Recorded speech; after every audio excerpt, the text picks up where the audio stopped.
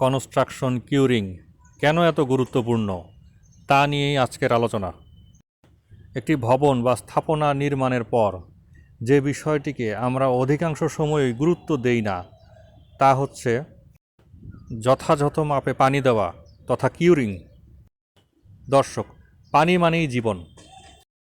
পানি সবার প্রয়োজন, কারণ আমরা সবাই পিপাসার্ত। কংক্রিটও তাই।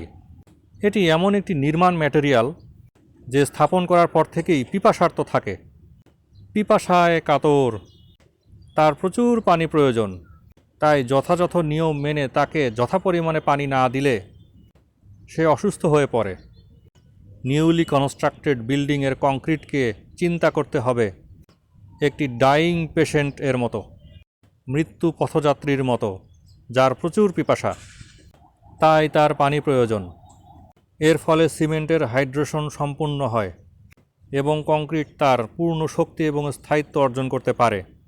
সঠিক কিউরিং ছাড়া কংক্রিট কখনোই তার নির্ধারিত কম্প্রেসিভ স্ট্রেংথে পৌঁছাতে পারে না। কিউরিং যথাযথভাবে না করা হলে পরবর্তীতে শ্রিঙ্কেজ ক্র্যাক দেখা যায়, অর্থাৎ কংক্রিট সংকুচিত হয়ে যায়, শুকিয়ে যায়। কিউরিং অনেকভাবেই করা যায়, তবে সাধারণত ওয়াটার কিউরিং, মেমব্রেন কিউরিং এবং স্টিম কিউরিং এই 3 পদ্ধতিই আমাদের দেশে প্রচলিত। কাস্টিংয়ের পর থেকে সাধারণত 7 থেকে 14 দিন পর্যন্ত কিউরিং অব্যাহত রাখতে হয়, যদিও বিএনবিসি অনুসারে 28 দিন পর্যন্ত কিউরিংয়ের সুপারিশ করা হয়েছে। কাজেই শ্রিঙ্কেজ ইফেক্ট থেকে বাঁচতে এবং কংক্রিটের যথাযথ শক্তিমাত্রা অর্জনে কিউরিংয়ের কোনো বিকল্প নেই।